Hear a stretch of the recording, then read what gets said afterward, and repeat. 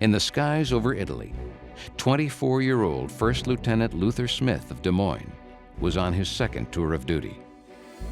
As a member of the Tuskegee Airmen, officially known as the 332nd Fighter Group, Smith was eventually assigned to bomber escort duty in 1944.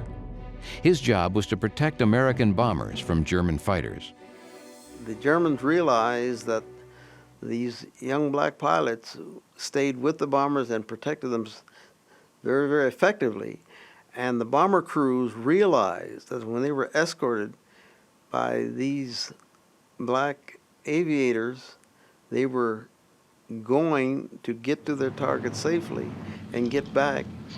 And that was really the beginning of racial equality, when the white bomber crews realized these guys protecting them were every bit as good as anybody could be, because they were able to carry out their mission successfully.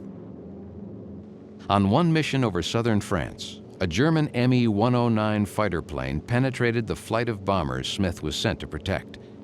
He approached in his P-51 Mustang. And as I did, I was parallel with the German airplane, and I could see it was just a young person. He didn't have an oxygen mask on it. I could see his face, and I thought it was just a youth. And to me, it appeared to be about a 16 or 17-year-old youth. And I couldn't imagine I was up there going to shoot down somebody who was just a boy.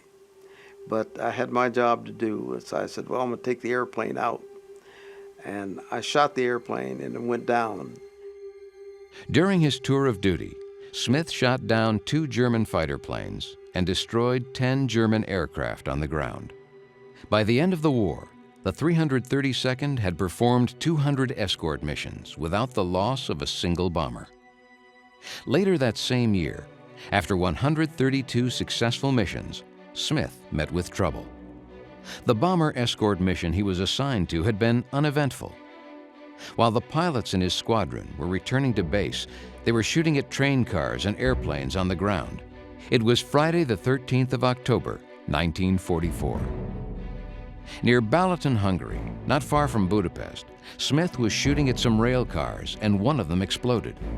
Smith was forced to fly through the cloud of debris, and his airplane was severely damaged. As he attempted to bail out, the plane went into a tailspin, and his right foot got caught inside the cockpit.